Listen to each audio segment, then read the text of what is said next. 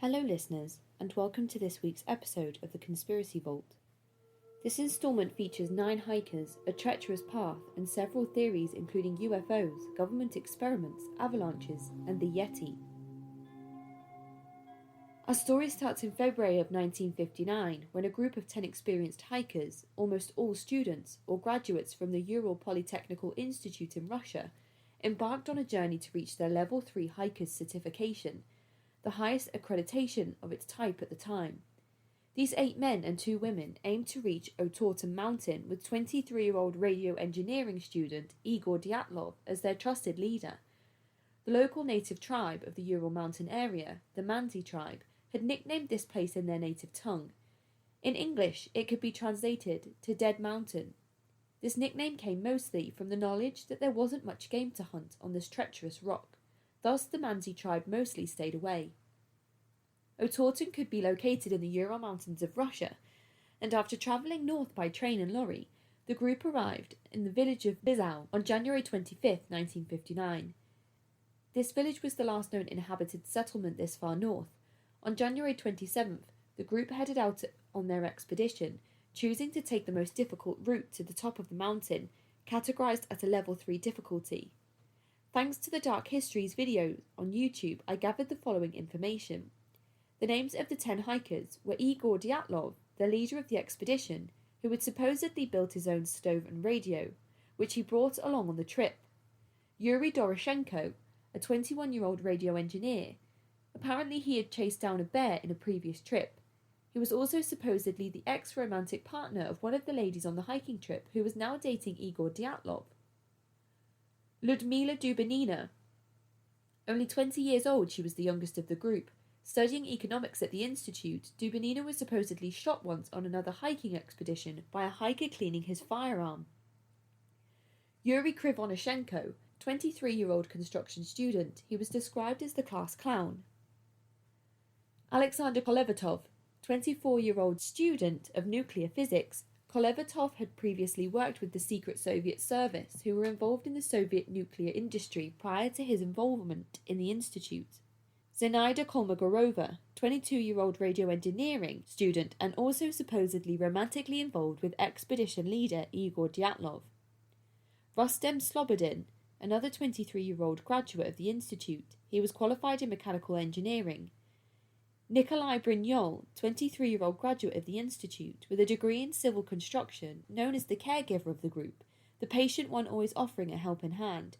He had promised his parents this would be his last major hike. Alexander Zolotayov, the only one not from the Ural Polytechnical Institute, the 38-year-old veteran was now a hiking instructor and joined the team to strengthen his degree and become a master instructor.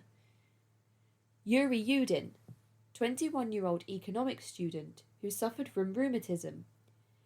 Igor Dyatlov had supposedly told a local sports club that he expected his group to return to Bizau on February 12th. Many believe Dyatlov made the decision in case they needed a search party. Using borrowed horses, the group made their way to an abandoned geologist's village where they made an overnight camp. The next day, one of the members, Yuri Yudin, began experiencing problems with his knees and joints due to his rheumatism and couldn't continue with the journey. He headed back to Bizau to await the return of his peers. This left the group 9 members strong. According to ArchMDMag.com, diaries and cameras found around their last camp made it possible to track the group's route up to the preceding of the incident. On January 31st, with temperatures dropping as low as 24 degrees centigrade, or 75 Fahrenheit, or minus 4.4 Celsius, the group arrived at the edge of a highland area and began preparing for climbing. In a woody valley, they built a storage for surplus food and equipment which they would use for the trip back. It was here that the group made a base camp, dropping off anything that wasn't necessary to the rest of their difficult journey ahead. Carrying only essentials, the group headed out. On the following day, February 1st, the hikers started to move through the pass. It seems they planned to get over the pass and make camp for the next night on the opposite side, but because of the worsening weather conditions, snowstorms and decreasing visibility, they lost their direction and deviated west, upwards towards the top of Kolatsiakul. When they realised their mistake, the group decided to stop and set up camp there on the slope of the mountain. Many believe the group may not have wanted to lose the progress they had made by going back on themselves to redirect and regroup. The final diary entry found in a collective diary the group were keeping read, "Wind is strong, snow cover is 1.22 meters. Tired and exhausted, we started the preparations for the night. Not enough firewood. Frail damp furs. We started fire with logs. Too tired to dig a fire pit. We had supper in the tent. It's warm. It's hard to imagine such a comfort somewhere on the ridge, with the piercing winds hundreds of kilometers away from human settlements." It had been agreed beforehand that Dyatlov would send a telegraph to their sports club as soon as the group had returned to Vizhar. When this did not happen, there was no immediate reaction. Those on the ground gave the hikers a chance to return, but after no sign of the group by February 20th, the Russian army and police force began conducting searches. Helicopters and planes were dispatched to help with the search, and eventually, friends and family would join them, and so would the locals. What searchers eventually found on February 26th was like a scene from a horror movie, and to this day it still baffles many.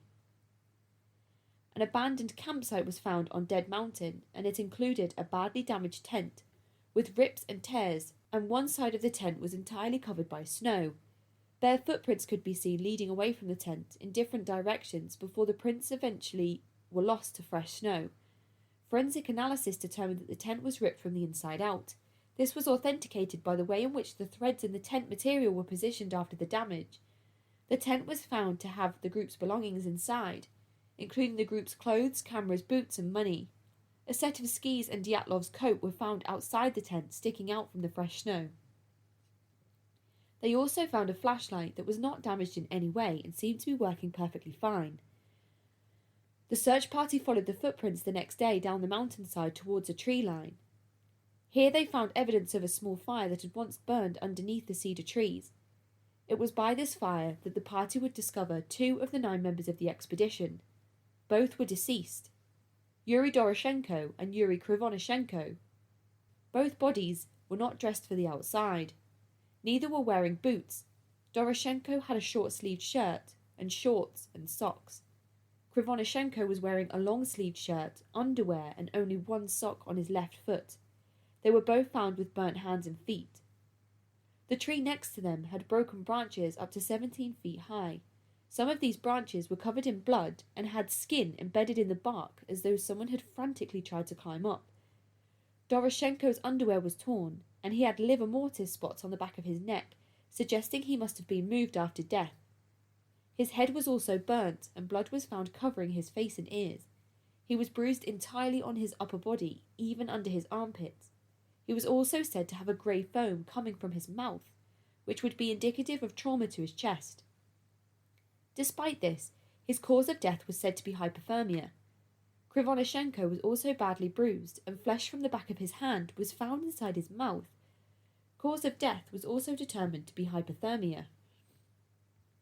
Not long after, the search party would find an additional 3 bodies, also deceased, between the campsite and the tree line. The 3 bodies belonged to Igor Dyatlov, Zinaida Komogrova, and Rustin Slobodin. Dyatlov was said to be dressed but without shoes on. His fists were supposedly clenched by his chest. Zinaida appeared to be better dressed, wearing layers of sweaters and many pairs of socks, but she still had no footwear. Rustin Slobodin also donned many layers of clothing and 1 boot. There was speculation around whether these 3 had taken the clothes from the first 2 hikers, given how little those first 2 were dressed in. Doctors suggested later that all 5 died from hypothermia, although one had a fractured skull. Dyatlov also looked as though he attempted to return to the camp, as he was found separately over 1,100 feet on the slope. Dyatlov was also bruised all over, but his cause of death was determined to be hypothermia. Komogorova's body was bruised, with cuts to her face. She was missing skin on the back of her right hand, and a 29-centimeter bruise could be seen along her torso. Cause of death again was hypothermia.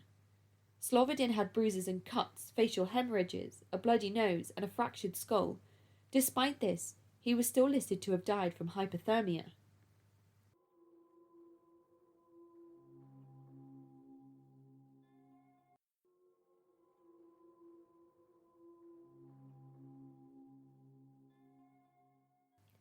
A few months later, Once the snow had begun to thaw in the warmer spring temperatures, the rest of the hiking group would be found. On the 4th of May 1959, the remaining 4 bodies were located under 4 meters of snow in a shallow ravine under 1,000 meters from the tree line. Many speculate that these 4 attempted to dig a snow shelter to protect themselves from the elements, that perhaps it even caved in and buried them. Alexander Zolotaryov, Nikolai Brynyol, Alexander Kolevatov, Lyubnina Dubinina were found well dressed. Zolotaryov had a hat, scarf, and shoes. He was found with a camera under his clothing, a pen in one hand, and a notepad in the other. Supposedly, the film was water damaged. Yuri Yudin would later say that all the cameras the group took with them were found in the tent and accounted for. But this camera? He said he had no knowledge of it and had never seen it before. Zolotaryov was found with his eyeballs missing, facial tissue from his left eyebrow missing, and his skull bone showing. He had every single rib on his right side broken. This is the first person to have a cause of death as fatal injury. Brynyol had a hat, scarf, and shoes. Kolevatov had no hat or shoes, but did have many layers of clothing. Dubnina was wearing 2 sweaters, and another which she had torn in half to wrap around her feet. Brynyol had multiple skull fractures, and the cause of death was determined as fatal injury. Kolevatov had no soft tissue around his eyes, and his skull was entirely exposed. He had gaping wounds on his ears and face and a deformed neck. Cause of death was still listed as hypothermia. Dubinina was found with flesh missing from her nose, eyes, and cheeks. She had no eyeballs, a broken nose, and her tongue was missing. Again, her right side ribs were broken. She had multiple ribs broken on her left side too. She suffered a heart hemorrhage, and blood in her stomach was found, suggesting her tongue was removed when she was still alive. Cause of death was listed as fatal injuries. To make matters even stranger, several items of clothing tested positive for radiation, and there was reportedly traces of radiation around the campsite. The official investigation found that the group had died 6 to 8 hours after their last meal, between 11:30 p.m. and 1:30 a.m., and that they all left the tent willingly. No other footprints were found indicating that they had been alone. 6 were listed as having hypothermia as official cause of death, and 3 others died from fatal injuries that were supposedly not caused by another human, as it wasn't possible for a person to inflict injuries such as these, and that these types of injuries were closely related to the injuries seen after a car crash. So what theories are there about how the group ended up half-clothed, with eyeballs missing in the middle of a snowstorm mountainside? Theory 1. There was an avalanche. Many have speculated that perhaps there was an avalanche on the mountain, that the rumbling may have caused the group to flee, half-dressed and ill-equipped, into the snow, cutting the tent from the inside out. However, this doesn't explain why the footprints could be found months later, and why the tent was only half covered in snow. Theory 2. Paradoxal hypothermia, a phenomenon that causes the person with hypothermia to feel hot as if they are burning up, which may have caused them to strip off their clothes and run into the snow trying to cool down. However, some have stated it would be strange for all 9 members to experience paradoxal hypothermia at the same time.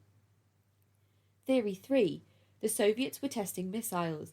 There were reports of the Soviet tested parachutes bombs near the Ural Mountains.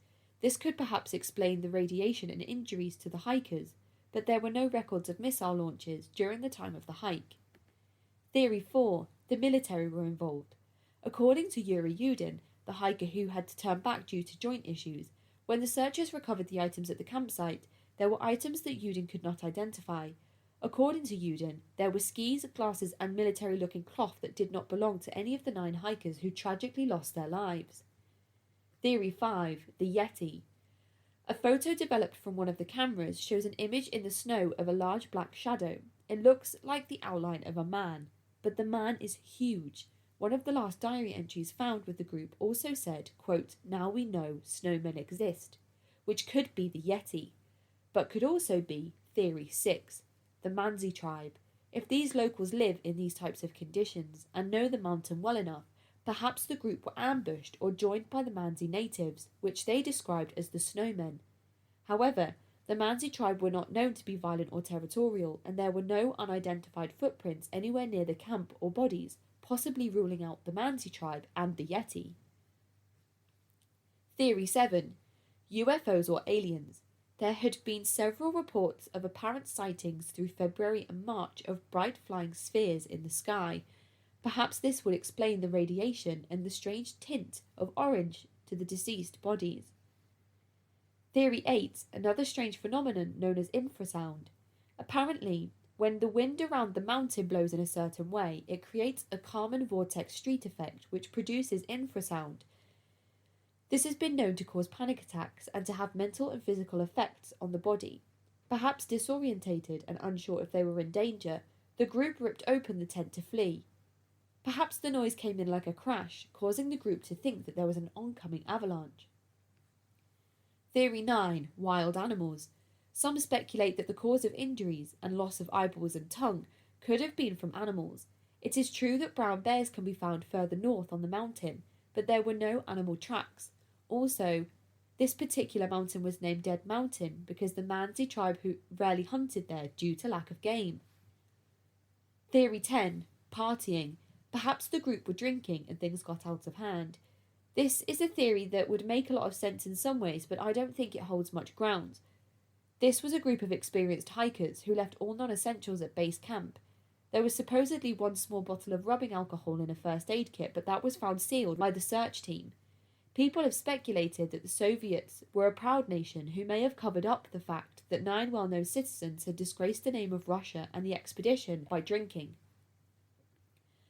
The Soviet authorities sent officials to watch over the investigation and put constant pressure on the investigators, crime scene experts and pathologists to close the case. They also ensured that the campsite area remained closed for 3 years after the incident. This only furthered theories that the Soviets were somehow behind the events on this day. Another reason that this theory has held up is because of Yuri Yarovoy, a Russian writer. A section on an article on amnationalistcouncil.com reads, in 1967, Russian writer and journalist Yuri Yarovoy published a novel entitled Of the Highest Rank of Complexity, which he based on this incident. He had actually been involved in the search for the group and the inquest. He also acted as the investigation's official photographer. Details of the incident were kept secret by the Soviets as usual. Yarovoy avoided revealing anything beyond the official position and well-known facts. Yarovoy died in 1980 in a fatal car crash, and all of his archives, photos, diaries and manuscripts became lost. How convenient.